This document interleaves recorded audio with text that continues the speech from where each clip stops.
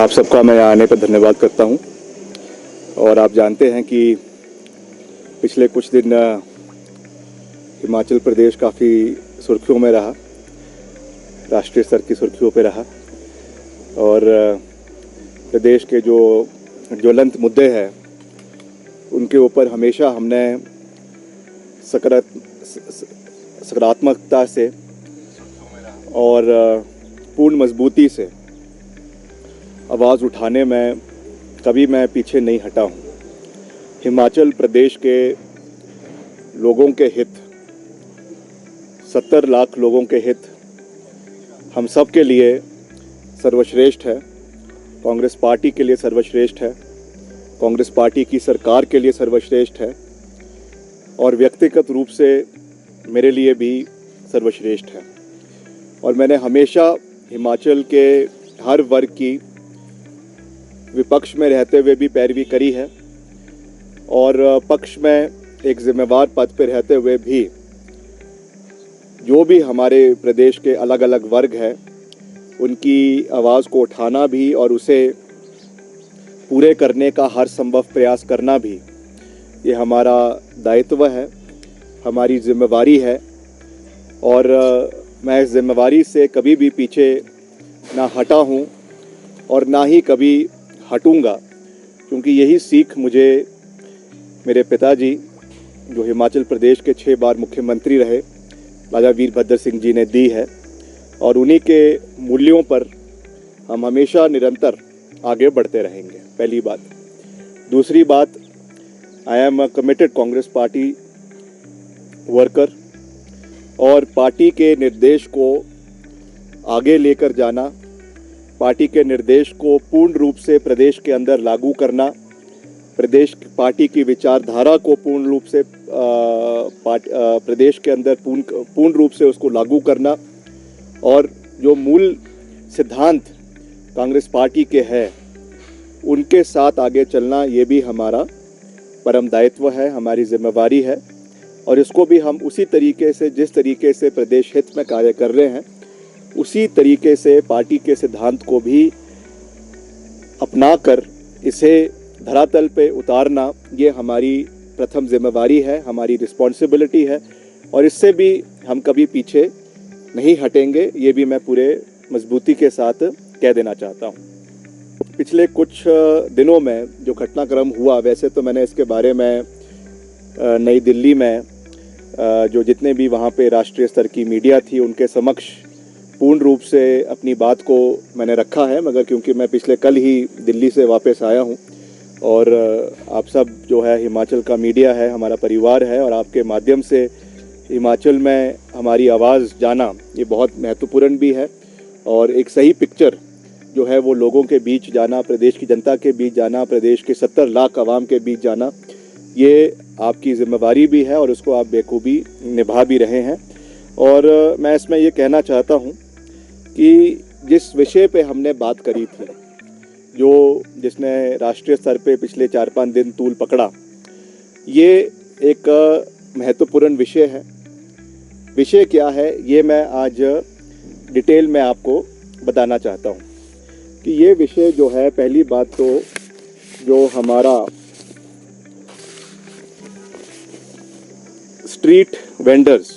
Protection of livelihood and regulation of street vending act है 2014 का। मैं फिर से रिपीट करता हूँ, street vendors protection of livelihoods and regulation of street vending act 2014, जो जब यूपीए की सरकार केंद्र में थी उस समय इसको लागू किया गया और 2016 में इसका संशोधन के साथ विद अमेंडमेंट्स इसको हिमाचल प्रदेश के अंदर भी लागू किया गया। उस समय कांग्रेस पार्टी की ही सरकार थी। इसके साथ साथ इसमें देश का जो सर्वश्रेष्ठ न्यायालय है,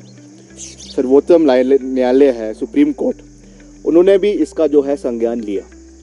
और 2010 में और 2012 में अलग अलग जो मसले देश के अलग अलग कोने से निकल कर आए, उसमें इस कानून को पूरी मजबूती से लागू करने की बात सुप्रीम कोर्ट ने भी कही है। और उसी तरीके से हिमाचल प्रदेश के माननीय हाई कोर्ट ने भी 2023 में, जब हमारे पूर्व चीफ जस्टिस यहाँ पे थे, उनके हाई कोर्ट में इसका जो है वो संज्ञान एक PIL के माध्यम से लिया गया। MS रामचंद्र राव और अजय मोहन गोयल जी के कोर्ट में ये लगा था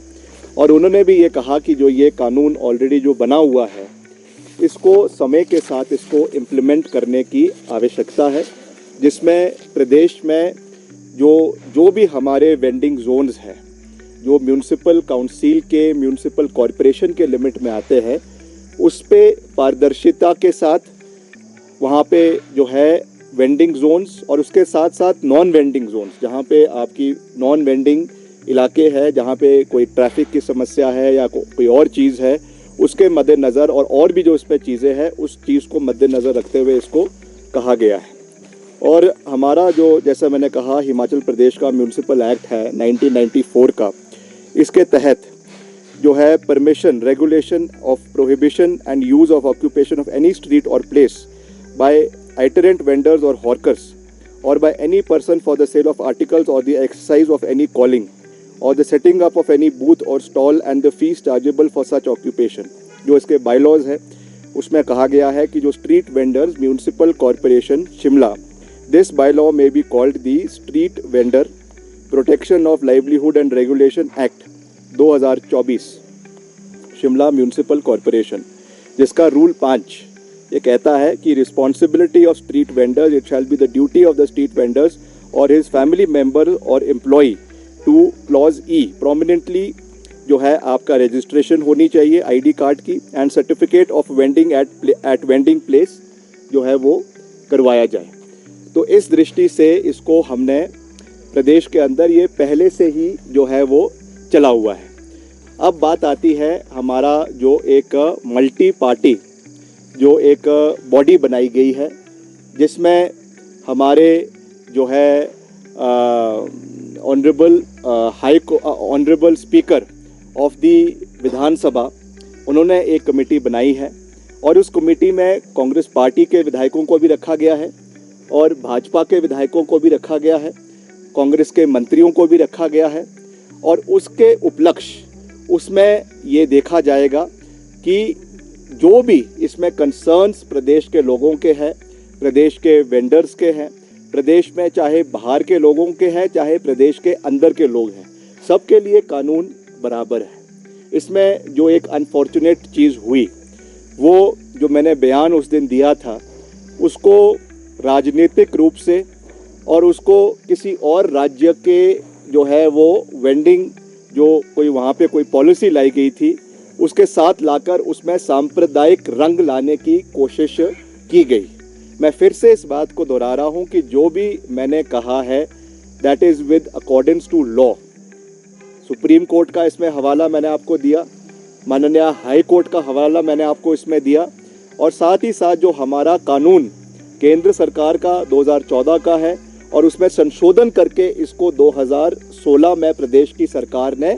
पहले लागू किया है और समय समय पर इसमें तब्दीली लाने की आवश्यकता है। और जितनी हमारी म्यूनिसिपल कॉरपोरेशंस, चाहे वो शिमला की है, चाहे वो मंडी की है, चाहे वो धर्मशाला की है, चाहे वो सोलन की है, चाहे वो पालमपुर की है, वहाँ के जो इलेक्टेड बॉडी है, वहाँ के मेयर है, वहाँ के जो है वो MC कमिश्नर है, वो इसको कैसे लागू करना है अपने अपने इलाकों में, उस चीज़ के ऊपर इसमें संज्ञान जो है वो लेंगे। मैं ये भी इस पे बिल्कुल साफ कह देना चाहता हूँ, क्यों मेरा दिल्ली जाने का जो कार्यक्रम था वो पहले से जो है वो निर्धारित था। मेरे रेलवे बोर्ड में के जो चेयरमैन हैं उनके साथ दिल्ली में बैठक थी और वो प्री शेड्यूल्ड बैठक थी जो हमने विधानसभा है शिमला का, उसके साथ एक फ्लाईओवर PWD द्वारा HPRIDC द्वारा जो है वो बनाया जा रहा है और उसके लिए NOC रेलवे बोर्ड की ओर से, रेलवे डिपार्टमेंट की ओर से आवश्यक थी, जो बहुत समय से लंबे था, उसकी वजह से काम रुका हुआ था। और उसके साथ साथ एक हमारा अर्बन डेवलपमेंट का एक कॉन्फ्रेंस जो है वो दिल्ली के होटल अशोका में निर्धारित था, जिसके लिए मैंने दिल्ली जाने का कार्यक्रम रखा था। तो ये बात मैं इसलिए कह रहा हूँ क्योंकि बहुत से मीडिया चैनल में ये कहा गया कि मुझे जो है वो दिल्ली समन किया गया या दिल्ली बुलाया गया,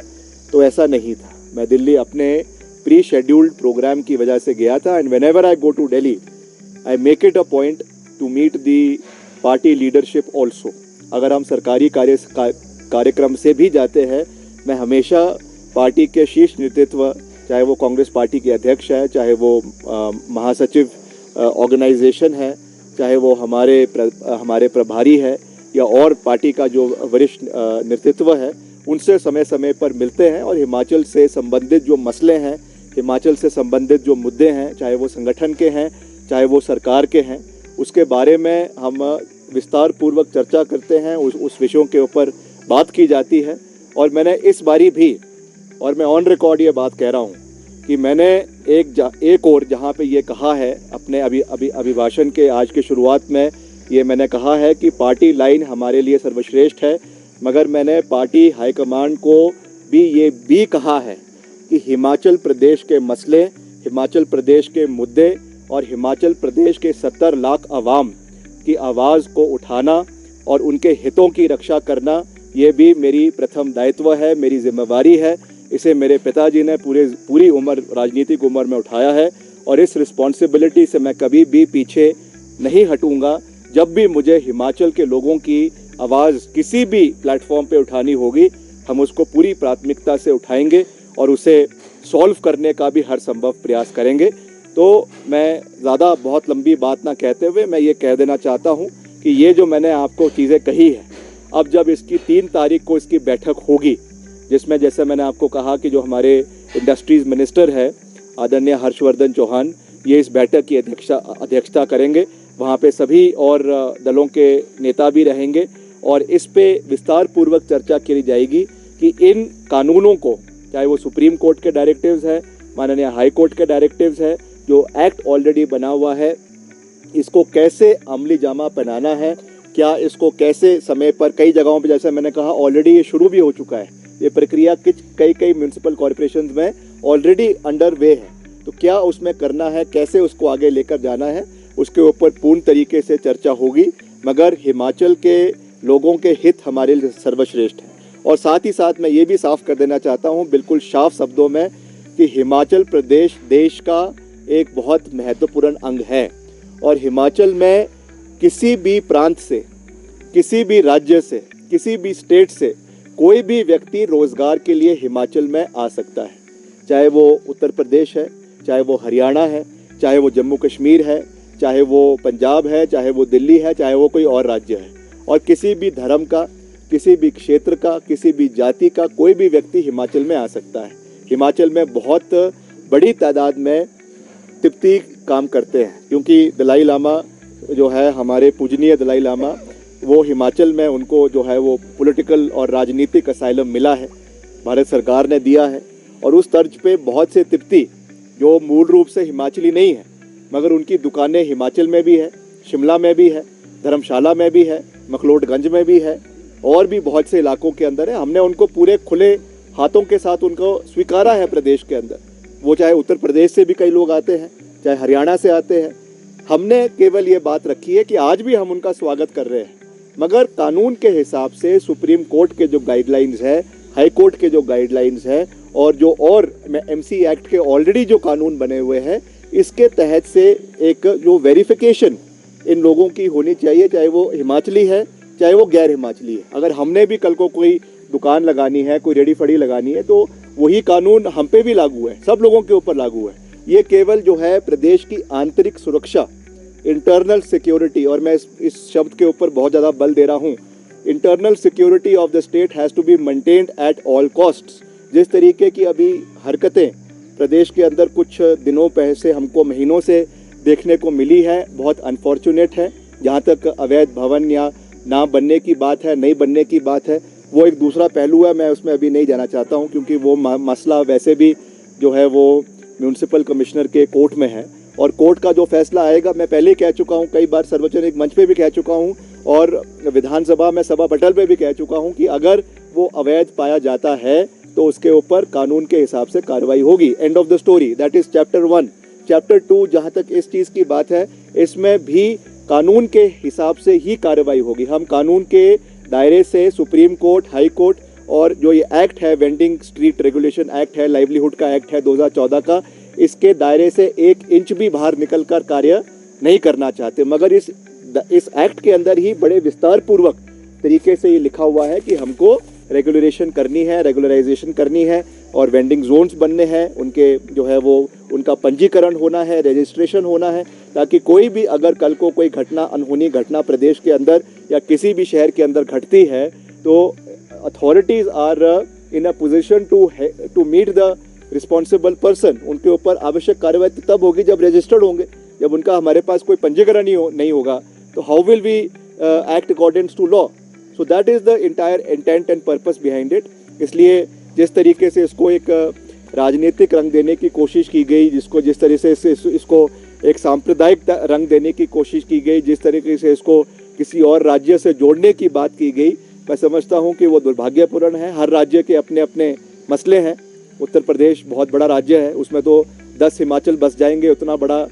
जो है वो राज्य है। तो वहाँ के अपने इलाके हैं, हरियाणा के अपने हैं, महाराष्ट्र के अपने हैं। महाराष्ट्र में बहुत से लोग बिहार से और उत्तर प्रदेश से रोज़गार के लिए जाते हैं, उनके अपने मसले हैं। मगर हिमाचल के मसले अपने अलग हैं। हिमाचल को टूरिज़्म पॉइंट ऑफ व्यू से भी देखना है, क्योंकि हम टूरिज़्म ओरिएंटेड इकोनॉमी है और हमको प्रदेश को सेफ इस दृष्टि से भी रखना है कि जब इस तरीके की चीज़ें प्रदेश के अंदर होती है तो टूरिज़्म कहीं ना कहीं वो अफेक्ट होता है और हमारा मेन लाइवलीहुड टूरिज़्म के ऊपर डिपेंडेंट है। अगर हम रोज़ इस तरीके की चीज़ें जैसे संजौली में हुई, अगर वो एक रेगुलर फीचर बन जाएगा तो टूरिस्ट भी 10 बारी हिमाचल में आने के पहले सोचेगा कि हम जाएं ना जाएं, कहीं फंस गए, कहीं कुछ और चीज़ें हो गई। तो all of these things have to be taken into consideration. So this is a larger picture जो एक हमारी सोच है। और जैसा मैंने कहा फाइनल, अब क्योंकि इसमें कमेटी स्पीकर महोदय ने बनाई है तो वहाँ पे ये सब चीज़ें होगी, वहाँ पे इन सब चीज़ों के ऊपर डिस्कशन होगा। सुप्रीम कोर्ट के ऑर्डर पे भी डिस्कशन होगा, हाई कोर्ट के ऑर्डर पे भी डिस्कशन होगा, जो कानून ऑलरेडी बने हुए हैं उसके ऊपर भी विस्तार पूर्वक चर्चा होगा। And then the committee will take a call forward that how it has to be rolled और क्या इसमें संशोधन करना है, क्या नहीं करना है। अंत में मैं यही कहूँगा कि जहाँ तक जैसा मैंने कहा कि जो पार्टी की विचारधारा है, पार्टी की लाइन है, वो हमारे लिए प्राइम इम्पोर्टेंस है और हम उससे बाहर नहीं जाएंगे। मगर at the same time I would like to reiterate that Himachal के हित भी हमारे लिए उतने ही महत्वपूर्ण है। And I will never compromise with the interest of the people of Himachal Pradesh, because we owe this to the 70 lakh people of the state. And I will till the time I am in public service uplift the morale of the people and do everything possible to protect the interest of the people of Himachal Pradesh.